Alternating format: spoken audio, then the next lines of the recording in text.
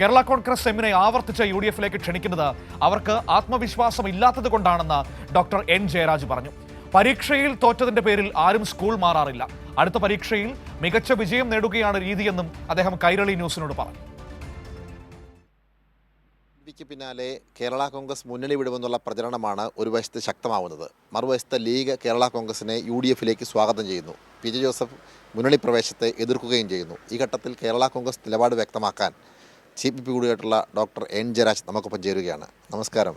നമസ്കാരം. വലിയ ചർച്ചകൾ നടക്കുകയാണ് കേരള കോൺഗ്രസിനെ ചുറ്റിപ്പറ്റി. എന്താണ് പാർട്ടിയുടെ ഒരു തീരുമാനം? കേരള കോൺഗ്രസ് പാർട്ടിയുടെ നിലപാട് പാർട്ടിയുടെ ചെയർമാൻ ശ്രീ ജോസ് കെ മാണിയും അതോടൊപ്പം തന്നെ ശ്രീ ജനറൽ സെക്രട്ടറി ശ്രീ സ്റ്റീഫൻ ജോർജും വളരെ അസന്നിഗ്ധമായി തന്നെ സൂചിപ്പിച്ചൊരു കാര്യമാണ്. ഇന്ന് തന്നെ അതുമായി ബന്ധപ്പെട്ട സ്റ്റേറ്റ്മെൻറ്റ് ഇന്ന് പുറത്തു വന്നിട്ടുണ്ട്. തദ്ദേശഭരണ സ്ഥാപനങ്ങളിലെ തെരഞ്ഞെടുപ്പുമായി ബന്ധപ്പെട്ട് കേരള കോൺഗ്രസ് മുന്നണി വിടുമെന്നുള്ളത് അങ്ങനെ ഒരു ആലോചന പോലും ഇപ്പോൾ നിലവിലുള്ള ഒരു കാര്യമല്ല. അതിനെക്കുറിച്ച് ചിന്തിച്ചിട്ടുമില്ല പാർട്ടിയെ സംബന്ധിച്ചിടത്തോളം. മാത്രമല്ല, ഒരു തെരഞ്ഞെടുപ്പിലെ പരാജയം എന്ന് പറയുന്നത് അല്ലെങ്കിൽ എന്തെങ്കിലും ഒരു ചെറിയ കുറവ് സംഭവിച്ചു എന്ന് പറയുന്നത് സ്വാഭാവികമായി തന്നെ മുന്നണി മാറ്റത്തിനുള്ള ഒരു പ്രധാനപ്പെട്ട ഒരു കാരണവുമല്ല.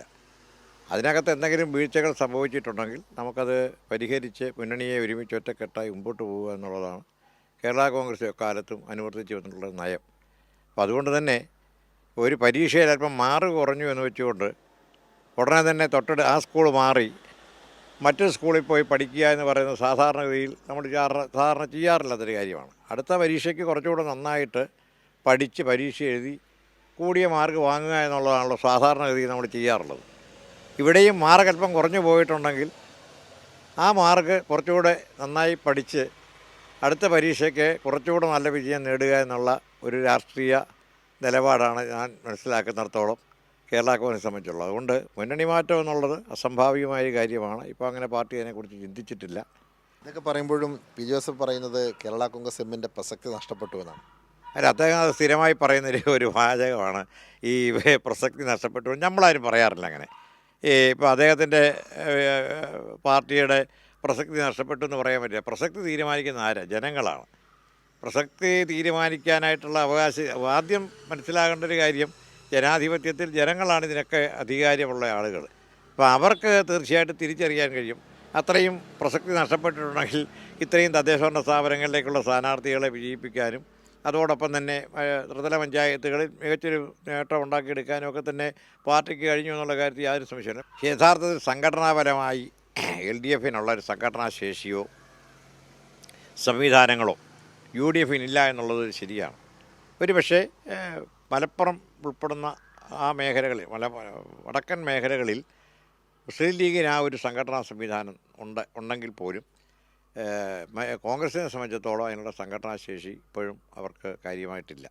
അപ്പോൾ അതുകൊണ്ട് തന്നെ നമ്മളൊക്കെ UDF എന്നൊരു കാലത്ത് നമുക്കറിയാം സംഘടനാപരമായി ഇപ്പോൾ തെരഞ്ഞെടുപ്പിൻ്റെ ഒരു പ്രവർത്തനത്തിൻ്റെ ശൈലിയിൽ LDF-ന് അതിൻ്റേതായ സംഘടനാ ശേഷി വളരെ കൃത്യമായിട്ടുണ്ട്.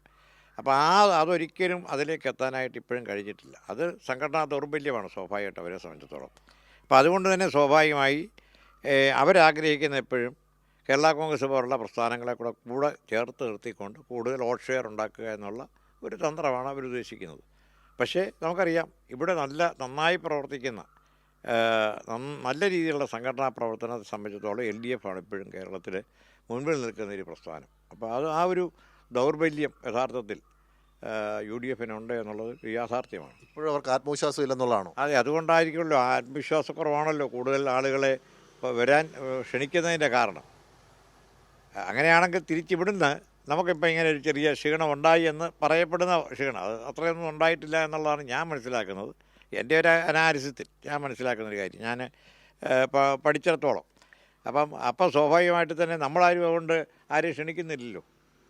തിരിച്ച് വീണ്ടും ക്ഷണിക്കുന്നതിൻ്റെ അർത്ഥം ആ ഒരു ആത്മവിശ്വാസക്കുറവ് ഉണ്ട് എന്നുള്ളത് കൊണ്ട് തന്നെയാണ് യഥാർത്ഥത്തിൽ നമ്മളെ ക്ഷണിക്കുന്നുള്ളതാണ് ഞാൻ മനസ്സിലാക്കുന്നത്. എന്തായാലും UDF-ന് തദ്ദേശ തെരഞ്ഞെടുപ്പിൽ വിജയിച്ചുവെങ്കിൽ കൂടിയും ഇപ്പോഴും നിയമസഭാ തെരഞ്ഞെടുപ്പിനെ നേരിടാനുള്ള ആത്മവിശ്വാസമില്ല എന്നാണ് ഡോക്ടർ N. ജയരാജ് പങ്കുവയ്ക്കുന്നത്. സാംജിത് ആർപ്പൂക്കരയ്ക്കൊപ്പം സനോജ് സുരേന്ദ്രൻ, കൈരളി ന്യൂസ്. സനോജ് കൂടി നമ്മളോടൊപ്പം ചേരുകയാണ് കോട്ടയത്ത് നിന്ന് വാർത്തയുടെ വിവരങ്ങൾ നൽകാനായി. ഏതായാലും ഏറ്റവും പക്വതയോടെയുള്ള വളരെ കൃത്യമായ ഒരു മറുപടിയാണ് ഡോക്ടർ എൻ ജയരാജ് UDF നേതൃത്വത്തിന് നൽകിയിരിക്കുന്നത്. അത് വളരെ പ്രധാനപ്പെട്ട തന്നെയാണ്. സനോജ്, ഇത് കാലങ്ങളായി ആവർത്തിക്കുന്നതാണ്. LDF നിന്ന് കേരള കോൺഗ്രസ് എമ്മിനെ ഇങ്ങനെ UDF ക്ഷണിച്ചുകൊണ്ടിരിക്കുന്ന അവരുടെ നേതാക്കൾ കൃത്യമായി അതിന് ഓരോ സമയത്തും മറുപടികൾ കേരള കോൺഗ്രസ് നേതൃത്വം നൽകാറുമുണ്ട്. ഇന്ന് ഡോക്ടർ എൻ ജയരാജ് വളരെ പക്വതയോടെ ഏറ്റവും ശാന്തമായി എന്നാൽ കുറുക്കിക്കൊള്ളുന്ന രീതിയിൽ ആ മറുപടി പറഞ്ഞു വെക്കുന്നുണ്ട്. ഒരു പരീക്ഷയിൽ അല്പം മാർക്ക് കുറഞ്ഞാൽ ആരും സ്കൂൾ മാറുകയല്ല ചെയ്യുന്നത്, പകരം അടുത്ത പരീക്ഷയിൽ മികവോടെ തിരിച്ചു വരാനുള്ള ശ്രമങ്ങളാണ് നടത്തുന്നത് എന്നാണ് അദ്ദേഹം വളരെ കൃത്യമായി. അതിലെല്ലാം ഉണ്ട് UDF മറുപടി. തീർച്ചയായിട്ടും മനു, ഒരു അധ്യാപകൻ കൂടിയായിരുന്ന ഡോക്ടർ എൻ ജയരാജ് ഒരു അധ്യാപകന്റെ പക്വതയോടുകൂടി തന്നെയാണ് ഈ കാര്യത്തിൽ മറുപടി നൽകിയത് എന്നതാണ് ഏറ്റവും പ്രധാനപ്പെട്ട കാര്യം. കാരണം സാധാരണ നിലയിൽ പരീക്ഷയിൽ പരാജയപ്പെടുന്ന വിദ്യാർത്ഥി ആ പരീക്ഷയിൽ പരാജയപ്പെട്ടു എന്നതിന്റെ പേരിൽ ആ പരാജയപ്പെട്ട സ്കൂളിൽ നിന്ന് മാറി തൊട്ടടുത്ത വേറൊരു സ്കൂളിലേക്ക് മാറിപ്പോവുകയല്ല ചെയ്യുന്നത്. ഒരു പരീക്ഷയിൽ പരാജയപ്പെട്ടു എന്നതിന്റെ പേരിൽ അടുത്ത പരീക്ഷയിൽ മികച്ച വിജയം നേടി മുന്നോട്ട് വരാനുള്ള പരിശ്രമമാണ് ആ വിദ്യാർത്ഥി നടത്തുക.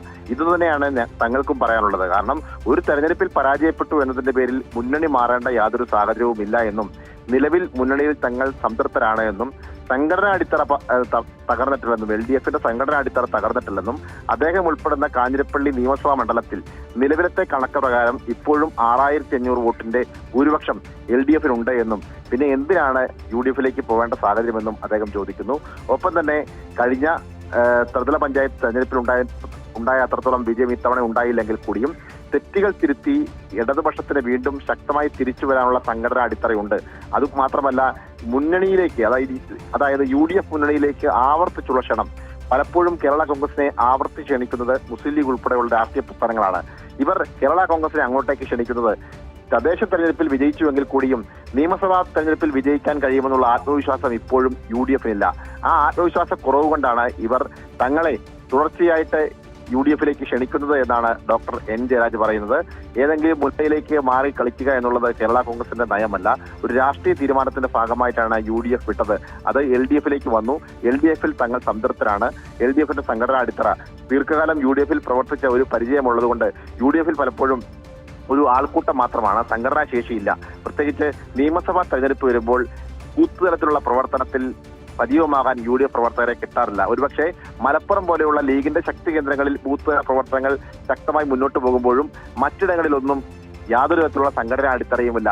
പിന്നെ എങ്ങനെയാണ് നിയമസഭാ തെരഞ്ഞെടുപ്പിൽ ഇവർക്ക് വിജയിക്കാൻ കഴിയുക എന്നും ഡോക്ടർ എൻ ജയരാജ് ചോദിക്കുന്നു. അതുകൊണ്ട് LDF തങ്ങൾ ഉറച്ചു നിൽക്കുമെന്നാണ് അദ്ദേഹം വ്യക്തമാക്കിയത്. മനു.